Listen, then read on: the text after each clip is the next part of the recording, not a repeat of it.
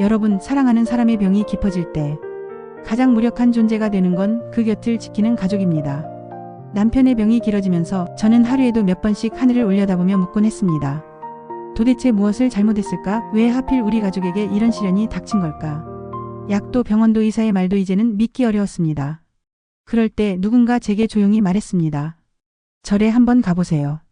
기도는 병을 고치는 약은 아니지만 병든 마음을 일으키는 힘은 됩니다. 그 말이 마음에 남았습니다. 그리고 저는 남편을 위해 3곳의 절을 찾아 나섰습니다. 첫 번째 절, 경남 합천의 해인사.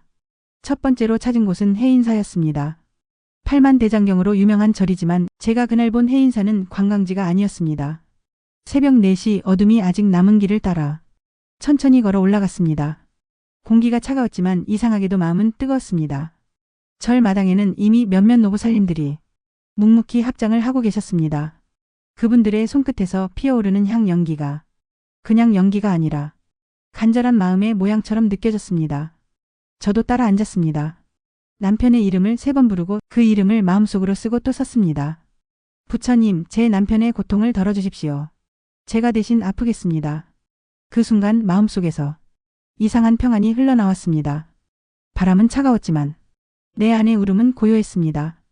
해인사 대적광전 앞에서 108배를 올리고 나올 때 저는 한 번도 해보지 못한 말을 속으로 중얼거렸습니다. 괜찮아요. 이제 저는 조금 덜 두렵습니다. 두 번째 절, 충남 공주의 마곡사. 두 번째로 간 곳은 마곡사였습니다. 공주의 산길을 따라 올라가는 동안 산새 소리가 유난히 선명하게 들렸습니다. 스님 한 분이 말씀하셨습니다. 병은 육체의 고장이 아니라 삶의 불균형이 만들어낸 결과입니다. 그 말이 마음을 찔렀습니다. 남편의 병을 두려움으로만 봤던 저는 처음으로 이 시련이 우리에게 주는 의미를 생각했습니다. 마곡사 극락보전 안에는 부처님 3분이 나란히 앉아 계십니다. 그 앞에 무릎을 꿇고 남편의 이름을 불렀습니다. 살려주세요. 그 말을 수십 번 반복하다 보니 결국 제 목소리는 흐느낌으로 바뀌었습니다. 그때 옆에 앉은 한 보살님이 제 손을 살며시 잡아주셨습니다. 그 손이 따뜻했습니다. 그리고 그 따뜻함이 제 눈물을 멈추게 했습니다. 그분이 조용히 말씀하셨습니다. 기도는 병을 없애는 게 아니라 병을 받아들이는 힘을 주는 겁니다. 그날 이후 저는 남편의 병을 이겨내야 할 적이 아니라 함께 견뎌야 할 길로 보기 시작했습니다. 3번째 절, 전북 무주의 백년사. 3번째로 간 곳은 백년사였습니다. 산새가 험했고 길도 꼬불꼬불했습니다. 하지만 도착하자마자 느껴졌습니다. 이곳은 세속과 멀리 떨어진 정말 기도만을 위한 절이었습니다. 스님 한 분이 저를 맞이하며 물으셨습니다. 무엇을 위해 오셨습니까? 남편의 병이 깊습니다. 그분은 고개를 끄덕이셨습니다. 그리고 이렇게 말씀하셨습니다. 사람은 언젠가 병으로 고통받습니다. 그 고통을 덜어주는 건 약이 아니라 사랑입니다. 그 말씀을 듣는 순간 저는 참았던 눈물을 터뜨렸습니다. 백년사의 대웅전은 작고 조용했습니다. 그 안에는 금빛이 아닌 빛바랜 나무 부처님 한 분이 앉아 계셨습니다. 그 앞에서 저는 남편의 젊은 시절을 떠올렸습니다. 처음 만났던 날 함께 웃던 시간, 그리고 병실에서 조용히 손을 잡아주던 밤들.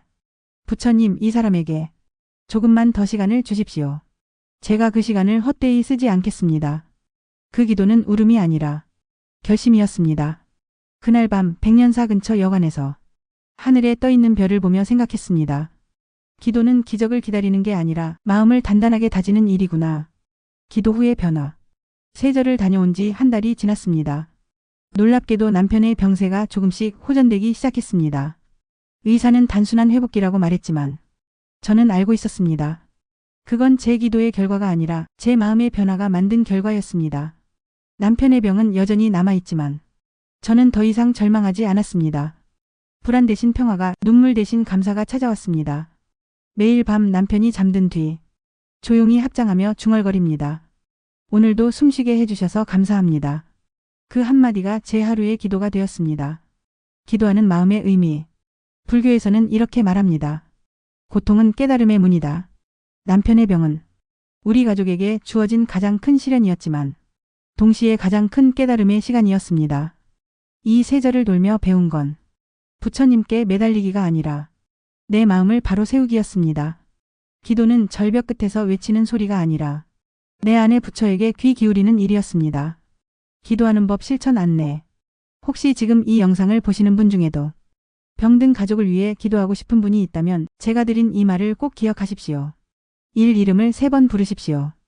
이름에는 그 사람의 삶이 담겨 있습니다. 마음으로 불러주면 기도는 그에게 닿습니다. 2절 앞에서는 반드시 손을 씻으십시오. 깨끗한 물은 몸의 정화이자 마음의 준비입니다. 3. 기도문은 길지 않아도 됩니다. 단 한 문장이라도 좋습니다. 오늘 하루만이라도 편안하게 해주세요. 그 한 줄이면 충분합니다. 4. 기도 후에는 절대 뒤돌아보지 마십시오. 기운은 앞으로 흘러야 합니다. 과거를 붙잡으면 기도는 멈춥니다. 옷끝으로 스스로에게도 감사하십시오. 병든 사람을 지키는 일은 큰 수행입니다. 여러분의 인내와 사랑은 이미 공덕입니다. 마무리의 말씀. 불교에서는 이렇게 가르칩니다. 마음이 바르면 세상이 바르다. 남편의 병이 낫기를 바라며 떠났던 제 여정은 결국 제 마음을 고치는 길이었습니다. 해인사에서 두려움을 내려놓는 법을, 마곡사에서 함께 견디는 법을, 백년사에서 사랑을 되새기는 법을 배웠습니다. 이제 저는 압니다. 기도는 병을 낫게 하는 주문이 아니라 삶을 견디게 하는 힘이라는 것을. 오늘도 저는 남편 옆에서 조용히 손을 잡고 웃습니다. 괜찮아요. 이제 우리에겐 부처님이 계시잖아요. 기도는 병을 낫게 하는 것이 아니라 마음을 낫게 하는 것입니다. 기도 후의 일상. 3곳의 절을 다녀온 후 남편의 병세는 조금씩 변화를 보이기 시작했습니다. 예전엔 하루 종일 침대에 누워 식사도 거르곤 하던 남편이 이제는 작은 창문을 스스로 열며 오늘은 공기가 참 좋다고 말했습니다. 그 한마디가 그렇게 고마울 수가 없었습니다. 그저 숨을 쉬고 눈을 뜨고 하루를 버티는 그 일이 기적처럼 느껴졌습니다. 사실 저는 절을 돌고 돌아다니며 기적을 바랐습니다.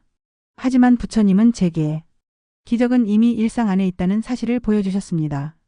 남편이 죽을 만큼 아프지 않은 하루, 그 하루가 바로 기적이었습니다. 새벽마다 하는 작은 기도. 그날 이후로 저는 매일 새벽 남편이 잠들어 있을 때 조용히 일어나 작은 향 하나를 피웁니다. 불빛도 켜지 않은 채 2 손을 모으고 속삭입니다. 오늘도 감사드립니다.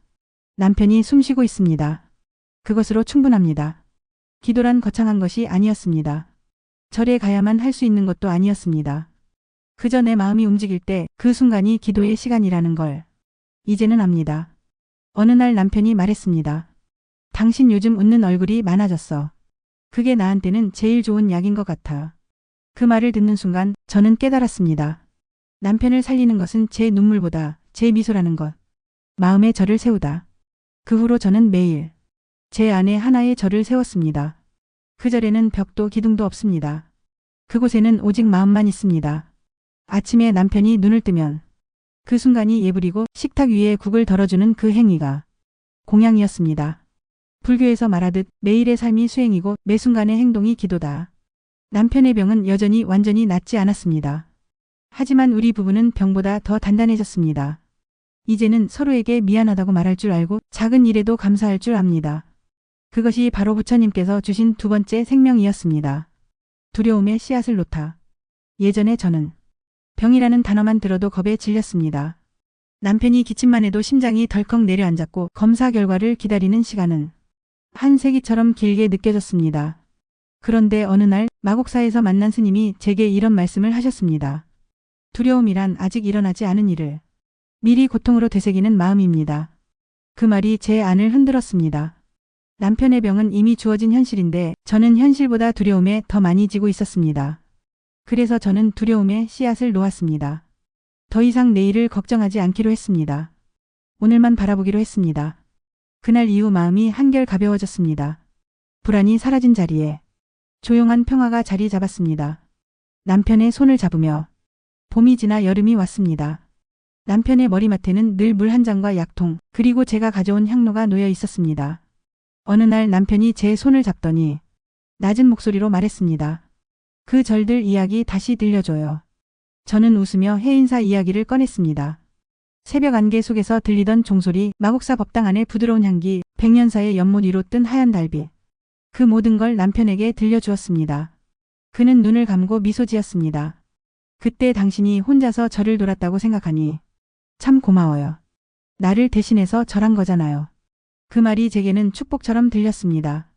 그날 밤 저는 처음으로 남편 옆에서 조용히 웃으며 잠들었습니다.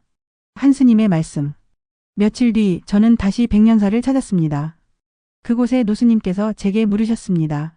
남편분은 어떠하신가요? 조금씩 좋아지고 있습니다. 그러자 스님은 미소를 지으며 이렇게 말씀하셨습니다. 병은 낫고 또 생깁니다. 몸의 병은 없어질 수 있지만 마음의 병은 늘 함께하지요.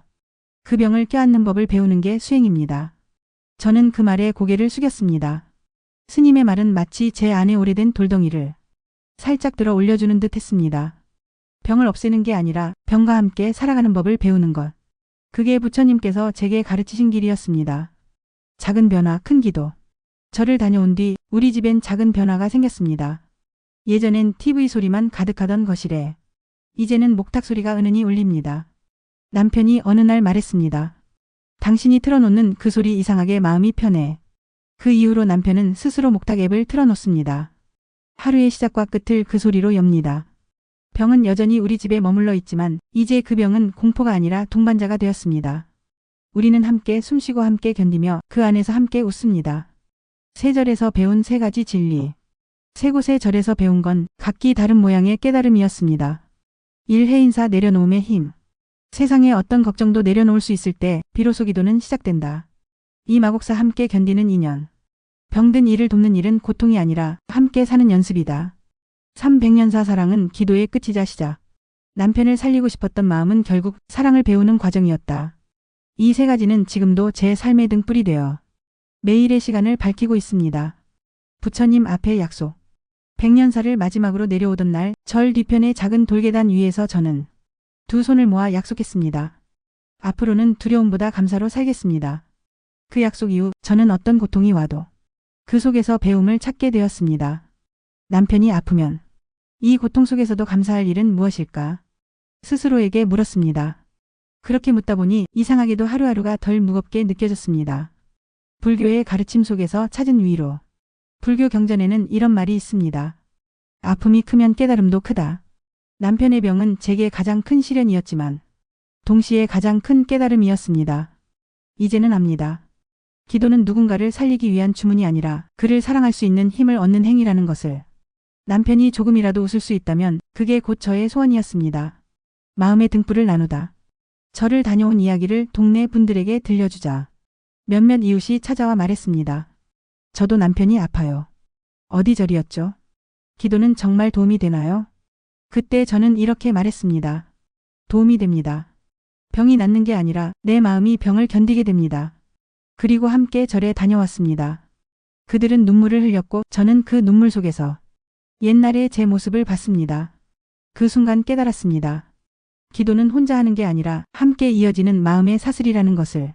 마지막 절 방문. 남편이 병원에 입원한 지 1년째 되던 날 저는 다시 해인사를 찾았습니다. 그때는 혼자가 아니었습니다. 남편이 휠체어에 앉아 있었습니다. 여기가 당신이 말하던 그 절이에요. 그의 눈이 반짝였습니다. 응, 바로 여기에요. 이 자리에서 당신 이름을 수백 번 불렀어요. 남편은 천천히 합장했습니다. 그의 눈가에 맺힌 눈물은 부처님 앞에서 빛났습니다. 그 순간 저는 마음속으로 속삭였습니다. 이제 됐어요, 부처님. 이 사람을 이 자리까지 오게 해주셔서 감사합니다. 그날 우리는 아무 말도 하지 않았습니다. 그저 손을 잡고 오래 앉아 있었습니다. 바람이 불고 종소리가 울렸습니다. 그 소리가 우리 마음 안으로 스며들었습니다. 마지막 기도. 집으로 돌아오는 길 남편은 조용히 말했습니다. 이제는 나도 당신처럼 기도해 볼게요. 그 말이 제게는 천둥처럼 울렸습니다. 그 후 매일 밤 우리는 함께 앉아 짧은 기도를 드립니다. 오늘 하루를 주셔서 감사합니다.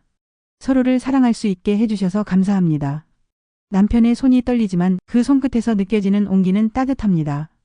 그게 바로 기도의 온도였습니다. 마무리의 깨달음. 이제 저는 압니다.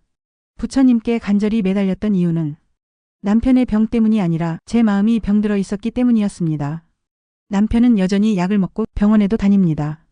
하지만 우리의 하루는 더 단단하고 더 따뜻합니다. 기도는 우리를 절로 데려갔고 그 절은 우리를 다시 삶으로 데려왔습니다. 이제 저는 더 이상 기적을 기다리지 않습니다. 지금 이 순간 함께 숨쉬는 이 시간이 이미 기적이니까요. 시청자에게 드리는 기도. 이 영상을 보고 계신 분들 중 누군가 가족의 병으로 힘들다면 제 이야기를 꼭 기억해 주세요. 기도는 병을 낫게 하지 않아도 마음을 다시 서게 합니다. 오늘 하루 잠시 하늘을 올려다보며 짧게라도 속삭이세요. 부처님, 이 마음을 지켜주세요. 그 한마디면 충분합니다. 그 한마디가 곧 여러분의 기도입니다. 마무리 멘트 불후용 엔딩. 부처님께서 말씀하셨습니다. 꽃이 피는 데에는 봄이 필요하고 마음이 피는 데에는 고통이 필요하다. 오늘 이 이야기를 듣는 모든 분들의 마음에 고요한 봄이 찾아오길 빕니다. 댓글에 관세음보살 4 글자를 남겨주세요. 그 한 줄이 또 다른 누군가에게 등불이 될 것입니다. 여러분의 기도가 닿는 그날까지 부처님의 가피가 함께 하시길 빕니다. 감사합니다.